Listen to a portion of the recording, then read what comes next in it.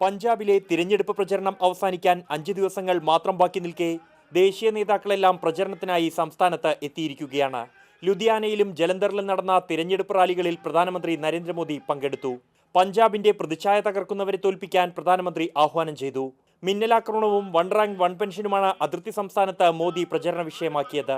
അഴിമതിക്കെതിരായ പോരാട്ടത്തിന്റെ പേരിൽ കഴിഞ്ഞ 3 മാസമായി താൻ പീഡിതനാണെന്നും മോദി പറഞ്ഞു. निजी स्वार्थ के कारण इस चुनाव में पंजाब की आन बान शान पर दाग लगाने की कोशिश कर रहे हैं.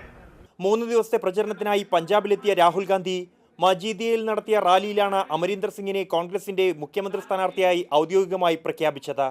പഞ്ചാബിന്റെ ഭാവിയെ ബാദൽ നശിപ്പിച്ചുവെന്നും രാഹുൽ ഗാന്ധി ആരോപിച്ചു. കോൺഗ്രസ് അധികാരത്തിലെത്തിയാൽ മയക്കുമരുന്ന് മാഫിയയെ സംസ്ഥാനത്തു നിന്നും തുടച്ചു നീക്കുമെന്നും ഇതിനായി പുതിയ നിയമം കൊണ്ടുവരുമെന്നും രാഹുൽ പ്രഖ്യാപിച്ചു. अकालियों के नेताओं ने मेरा मजाक उड़ाया, कहा कि यहाँ कोई ड्रग नहीं. 2-3 साल बाद पूरा पंजाब कह रहा है कि पंजाब में ड्रग्स एक बहुत बड़ा प्रॉब्लम है. मातृभूमि न्यूज़, दिल्ली.